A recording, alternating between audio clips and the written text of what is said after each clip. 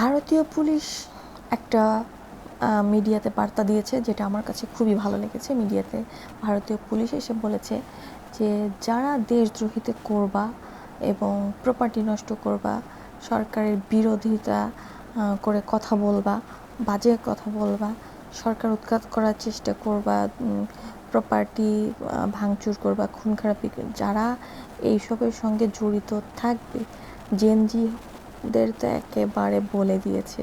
কারণ জেনজিদেরকে তো আমেরিকানরা খেপিয়ে দেয় একেবারে। আর আমি বুঝি না বর্তমান জেনজিরা এত দেশপ্রেম কোথা থেকে আসে। ভাই, আমাদেরও তো বয়স হয়েছে, আমরাও তো রাজনীতি সম্পর্কে কিছু জানি। তোরা যে এত খেপিস, না যাই না, দুই কলম না যাই না, তোরা মানে আসলে কি, তোদের বইতে মনে হয় তেমন একটা ইতিহাস নেই। তোরা ইতিহাসের কথা শুনতে চাস না, তোরা সবসময় করিস কি, এই মোবাইল, বিশ্ব, এগুলো দেখতে দেখতে তোদের মাথায় এখন ওগুলো আসে। কিন্তু তোদের মাথায় এইটা আসতেছে না যে আমার রাষ্ট্রের সঙ্গে খারাপই কে করছে, আমার ভাই, আমার দেশের মানুষের সাথে, আমার ভাই বোনের সাথে খারাপই কে করেছে। তো আমি কেন সেই রাষ্ট্রকে এত পাত্তা দিব? পশ্চিমা বিশ্ব খুব সহজেই জেনজিদেরকে ম্যানিপুলেট করতে পারছে এবং ওদেরকে পেইড করছে, মগজ ধোলাই করছে। এই তো শুরু হয়েছে, কখনো হয়েছে পাকিস্তানের থেকে আমি একটা ভিডিও দেখলাম, আমি অবশ্যই এই ভিডিওটা লাস্টে অ্যাড করে দিব। দেখলাম যে কী করেছে, ইমরানের কাছে, যে পাকিস্তানের ইমরানের কাছে পশ্চিমা বিশ্বের লোক এসে বলেছে তারা হচ্ছে ওই আমাদের সেন্ট মার্টিন, সম্ভবত সেন্ট মার্টিন, তো আমাদের সেন্ট মার্টিন যেমন চাইছে, তো ওই ইমরানের কাছেও গিয়েছিল ওরকম চাইতে, যে ওদেরকে ঘাঁটি করার মতো একটা ইয়া করতে হবে হয়তোবা। তো ইমরান দিবে না বলেছে, ইমরানকে উৎখাত করলো। ইমরানের বিরুদ্ধে স্টুডেন্ট হোক আর জনগণ হোক সবাইকে লেলিয়ে দিল। ইমরান অপরাধী, জেলে গেল। তারপরে শ্রীলঙ্কা ওরকম একবার হলো, তো হওয়ার পরে শ্রীলঙ্কার প্রধানমন্ত্রী তখন পালাতে বাধ্য হলো ফ্যামিলি নিয়ে। তারপরে আমাদের বাংলাদেশে হলো সেম, আমাদের বাংলাদেশে হতে না হতে 1 মাস না 1.5 মাসের ভিতরেই, সম্ভবত নাকি 2 মাসের ভিতরেই আবার নেপালে হয়ে গেল। নেপাল থেকে হয়ে এখন আবার হচ্ছে ভারতে। তা আমাদের এশিয়ার ভিতরেই কেন জেনজিরা এত খেপেছে? আমাদের এশিয়ার ভিতরেই কেন জেনজিদের এত দেশপ্রেম উতলায় যাচ্ছে? ইউরোপ, আমেরিকা, ওখানে কেন হচ্ছে না? তাদের এটা বোঝা উচিত কেন হচ্ছে না। আমাদের জনগণদেরও কিন্তু বোঝা উচিত, জেনজিকে থামানো উচিত আমাদের জনগণদের। আমাদের পারিবারিক যে একটা শিক্ষা আছে, সেই শিক্ষাটা ওদেরকে দিতে হবে। আমরা যদি সেই শিক্ষাটা, পারিবারিক শিক্ষাটা যদি না দিতে পারি, তাহলে ওই যে 2 কলম কাগজে কলমে লেখাপড়া করে না, ওটা দিয়ে কিচ্ছু আসবে যাবে না। ওটা শুধু একাডেমিক শিক্ষা। পারিবারিক যে শিক্ষাটা আছে সেটা প্রয়োজন আছে। দেশের ক্ষেত্রে, নিজের চলাফেরার ক্ষেত্রে, কথা বলার ক্ষেত্রে, মুরব্বীদেরকে সম্মান করার ক্ষেত্রে সব কিছু মিলায় এটা করতে হবে। নইলে আমাদের জেনজিরা বকে যাচ্ছে, ম্যানিপুলেট হয়ে যাচ্ছে। তো যে সব কিছু এরকম হচ্ছে, কেন হচ্ছে? আমাদের শুধুমাত্র আমাদের এশিয়ার ভিতরেই কেন জেনজিরা এত দেশপ্রেম উতলিয়ে পড়তেছে জেনজিদের?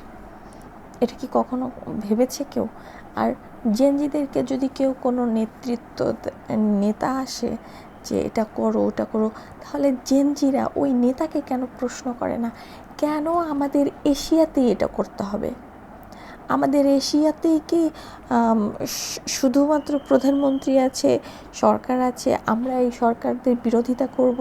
কেন আমরা করব? এটা কি আমাদের এশিয়ার ভিতরেই কি প্রয়োজন আছে? মানে হিসাব করে দেখুন, জেনজিদেরকে বলছি, আপনারা হিসাব করে দেখুন। পশ্চিমা বিশ্বর হাতটা রয়েছে বলেই আমাদের জেনজিদের মগজ ধোলাই করতে পারছে। কিছু উপরে, কিছু বড় স্টুডেন্ট যারা আছে, ওরা মগজ ধোলাই করছে।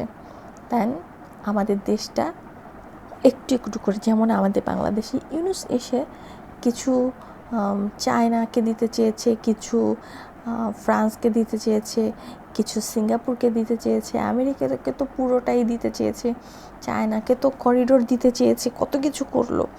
আমি জানি না কি কি সে সাইন আপ করে গিয়েছে, কারণ বিভিন্ন জায়গা থেকে বিভিন্ন দেশ থেকে টাকা দিয়েছে। আমি তো বলেছি প্রধানমন্ত্রী যখন শেখ হাসিনা আসবেন, প্রত্যাবর্তন হবেন, আমি সবসময় এই কথাটাই বলি, আপনি কখনোই এরা যে টাকা পয়সা নিয়ে আসছে, লোন নিয়ে আসছে, আপনি কখনোই এটা শোধ করবেন না, কারণ ওরা নিয়ে আসছে ওদের ব্যক্তিগত পকেটে নিয়ে চলে গেছে ভাগাভাগি করে, আমাদের দেশের জন্য কোনো কাজ করে যায়নি। তাহলে বাংলাদেশের হয়ে কেন আমাদের গভর্নমেন্ট অন্যকে টাকা দিবে, অন্যের ঋণ কেন শোধ করবে? আমাদের গভর্নমেন্ট, ওরা অবৈধ গভর্নমেন্ট, আর অবৈধ গভর্নমেন্টের সঙ্গে যে চুক্তি করেছে সেই বুঝবে, আমরা তো বুঝবো না। আমরা যারা বৈধ গভর্নমেন্টের লোক, মানে আমার তো কেউ নেই গভর্নমেন্টে, আমার কেউ নেই, কেউ জবও করে না আমার, তারপর আমি এটাই মনে করি আমার গভর্নমেন্ট বৈধ। আমার বৈধ গভর্নমেন্ট যতক্ষণ সাইন না করবে ততক্ষণে ওই লোন টোন আমাদের না, ঠিক আছে? সাইন করবে আমাদের, সাইন যেহেতু আমাদের গভর্নমেন্ট করে নাই, বৈধ গভর্নমেন্ট করেছে যেহেতু অবৈধ গভর্নমেন্টের সাথে সাইন, তো তারা তাদেরটা বুঝুক, আমাদেরটা বোঝার কোনো প্রয়োজনই আসে না। তাই আমি বরাবরই শেখ হাসিনাকে বলি যে এটা যখনই কোনো কথা বলবে সেটা আপনি বলে দিবেন, তাদের সঙ্গে বুঝান, আমার সঙ্গে বুঝে লাভ নেই, আমার বাংলাদেশের সঙ্গে বুঝে লাভ নেই, কারণ বাংলাদেশের কোনো খাতে এই টাকা লাগে নাই, যার যার পকেটে নিয়ে গেছেন, আপনারা সেই পকেটটা ভরেছেন, ইচ্ছা করে করেছেন আপনারা, সো করো, আমি তো দিব না কিছু। যাই হোক, এই যে পশ্চিমা বিশ্বরা আমাদের এশিয়াটা দখল করতে চাইছেন, আমরা তো বুঝতে পারছি, আমরা তো বলছি ওরা যেভাবেই হোক আমাদের এশিয়াটাকে দখল করতে চাইছে, কারণ আমাদের এশিয়ার যথেষ্ট খনিজ সম্পদ আছে এবং তারা চুষে নিয়ে চলে যেতে চায়, আমাদের দেশের জন্য, আমাদের উন্নতির জন্য কিচ্ছু রাখতে চায় না। আমাদের বাংলাদেশ উন্নত হয়েছে অল্প কিছু দিনের ভিতরে, এত উন্নতি হয়েছে, চোখে তো তাই টাটায় সবার চোখে লেগেছে, আর এই জন্যই ওরা ভাবছে না জানি কত সম্পদ আছে, এই সম্পদ আমাকে হাতিয়ে নিতে হবে। আর হাতিয়ে নেওয়ার জন্য কি প্রয়োজন? ওখানে একটা ঘাঁটি করা প্রয়োজন, কারণ আমি ঘাঁটি করব আর গোপনে গোপনে সন্ধান করব কোথায় কি আছে, আর সেখান থেকে আমি সব কিছু তুলে নিয়ে চলে যাব, শেষ। এই হচ্ছে মূল কাহিনী। কিছু ডলার পে করেছে কিছু মানুষকে, যেমন ভাত ছিটালে কাকের অভাব হয় না, কিছু ডলার ছিটিয়েছে, কুত্তার অভাব হয় নাই। তাদের দাসত্ব করতে তাদের প্রবলেম নেই বর্তমান যুগের মানুষের। আমাদের দেশটা শুনেছি তাদের দাসত্ব হয়েছে, শূকরের গোশের চুক্তি করেছে, যেটা বাংলাদেশে চলেই না। আমরা মুসলমান, আমরা কেন শূকরের গোশ খাবো ভাই? এটা কোন আইনে, কোন যুক্তিতে এই চুক্তি করেছে, আমি তো এটাই বুঝলাম না।